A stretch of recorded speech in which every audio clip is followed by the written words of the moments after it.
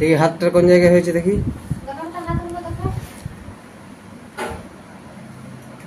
আর কোথায় হয়েছে? এখানে এই জায়গাটায় এই দুটো কাক বদলে এই যে গোলাটায়। দেখি দেখি আরেকবার দেখি। হ্যাঁ ঠিক আছে। গোলাটায় পায়ের এই ভিতরগুলোতে এইগুলোতে এগুলো চুলকে চুলকে রক্ত বের করে দেখা হচ্ছে। ভাঁজগুলোতে বেশি হয়েছে না? গলার ভাঁজ, বগলের এখানে হাঁটুর ভাঁজ, এগুলো ভাঁজগুলো না, বনমের ভাঁজ, এগুলো বেশি হয়েছে। So skin affection appears in every summer, which appears mostly on the folds all over the body. সারা শরীরের ফোল্ডগুলোতে বেশি বেরিয়েছে। ফোল্ডে যদি কোনো সমস্যা হয়, স্কিনের সমস্যা ফোল্ডে যদি হয় বডির, যেমন যে কোনো ফোল্ড, বগলের ফোল্ড, ভাঁজ আর কি, কনুয়ের ভাঁজ, সামনের দিকে যে ভাঁজটা হয় হাতটা ভাঁজ করলে, অথবা হাঁটুর পিছন দিকে যে ভাঁজ, এই ভাঁজগুলো নিয়ে বেশি যদি হয়। আচ্ছা, ভিতরে এই ভাঁজগুলো নিয়ে জাঙ্গের দু পাশে ভাঁজে হয়েছে এই জায়গাগুলো নিয়ে? ওগুলো না হয়নি। তাহলে গ্রাফাইটিস খুব ইম্পর্টেন্ট, খুব ভালো একটা ওষুধ।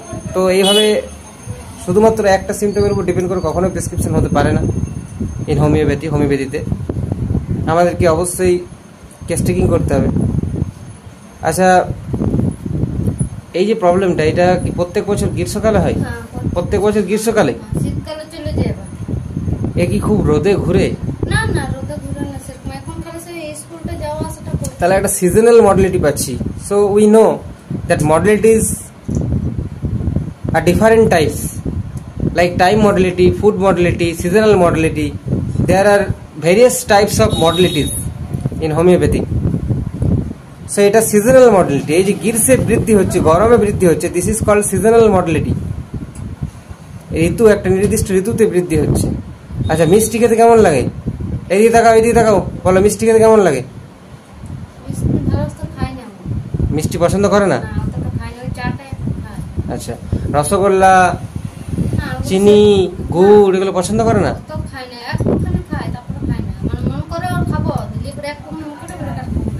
মানে অপছন্দ, মনে করে খাবো, মুখে নিলে পরে আর খেতে চায় না, মিষ্টির প্রতি রুচি নেই সেরকম। ওকে, মাছ, মাংস, ডিম এগুলোর মধ্যে কোনটা পছন্দের?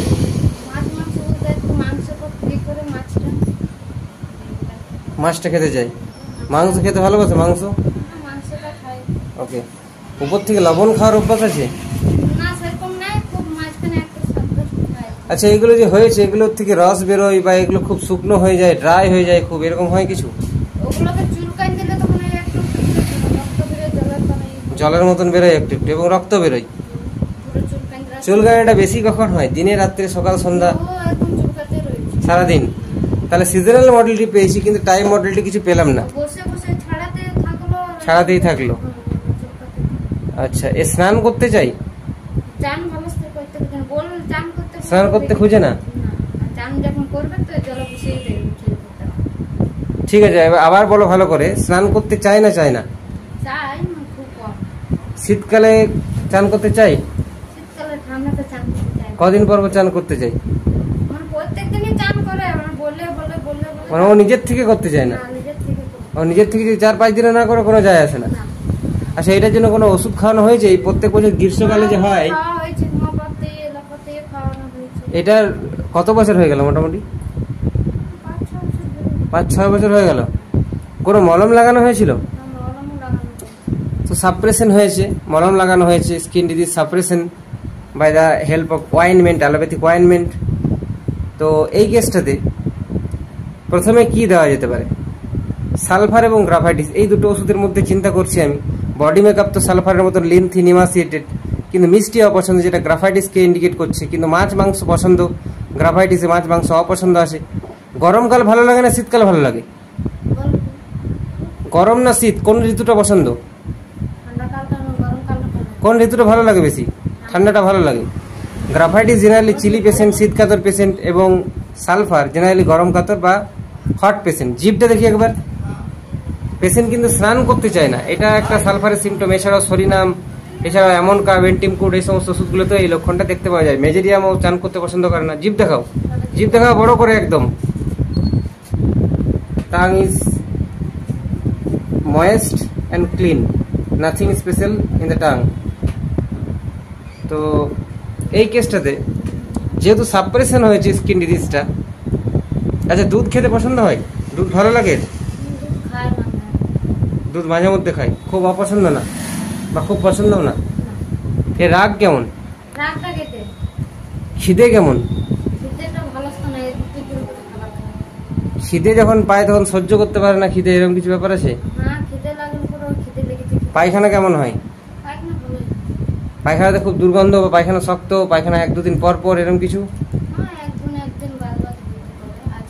একদিন পর পর পায়খানা করে, খুব দুর্গন্ধ থাকে? প্রস্রাব কেমন হয়? খুব দুর্গন্ধ থাকে প্রস্রাবে? আচ্ছা, আর ঘাম কেমন হয়?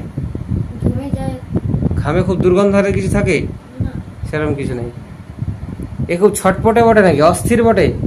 দৌড়ে বেড়ায় সব সময়? আচ্ছা, তাহলে এখন আপাতত সালফার দিতে চাইছি, যেহেতু সাপ্রেশন হয়েছে স্কিন ডিজিজটা। গ্রাফাইটিসও আসতে পারে, বাট ভবিষ্যতে দেখব। এখন সালফার দিয়ে শুরু করব, বিকজ যে কোনো রোগ, ইট মে বি অ্যাকিউট আর ক্রনিক, যদি ক্লিয়ার সিমটম সিমিলারিটি না আসে সালফার দেওয়া যেতে পারে। অবশ্যই সালফারের 2-1টা সিমটম থাকতে হবে। এই পেশেন্টের মধ্যে সালফারের 2-1টা সিমটম আছে। পেশেন্ট গরম কাতর, পেশেন্টের পায়খানা 1 দিন পর পর হয়, পেশেন্ট স্নান করতে পছন্দ করে না, যদিও মিষ্টি অপছন্দ। সালফার কিন্তু মিষ্টি অপছন্দতেও রেপার্টারিতে খুঁজে পাই আমরা সালফারকে। এই সমস্ত সিমটমগুলো এবং স্কিন ডিজিজ, যেহেতু প্রবলেমটা যেহেতু স্কিনের এবং স্কিন আনহেলদি, প্রত্যেক বছর গ্রীষ্মকালে স্কিন ডিজিজ অ্যাগ্রাভেটস বা অ্যাপিয়ার্স হয়, এটাও সালফারকে ইন্ডিকেট করছে। So as per this symptom similarity, in this time I want to prescribe sulfur 0/4 prescription করব, বিকজ 2 আমার কাছে নেই, 1, 2, 3 নেই, 0/4 আছে, বাকিগুলো শেষ হয়ে গেছে, আনা হয়নি। তো 0/4 থেকে শুরু করব। কেন শুরু করব 0/4 থেকে? Because it is skin disease, there is high chance to aggravate skin disease. যদি কোনো ওষুধ স্কিন ডিজিজে স্পেশালি সেন্টিসিমেল পোটেন্সি যদি দেওয়া হয় 200, 1M, এই ধরনের পোটেন্সিগুলো স্কিন ডিজিজে প্রথমে দেওয়া উচিত নয়। বিকজ আমি আমার এক্সপিরিয়েন্সে দেখেছি এবং সিনিয়রদের এক্সপিরিয়েন্সের থেকে বলছি আমি, যে স্কিন ডিজিজে 200, 1M এই ধরনের পোটেন্সিগুলো ইউজ করলে অনেক সময় অ্যাগ্রাভেশনের খুব বেশি চান্স থাকে। ওই জন্য আমাদেরকে প্রথমেই 50 মিলিসিমেল পোটেন্সি ইউজ করা উচিত এই ধরনের স্কিন ডিজিজগুলোতে। তো দেখা যাক, 0/4 প্রেসক্রিপশন করছি, এটার ফলো আপ অবশ্যই দেওয়ার চেষ্টা করবো। Thank you.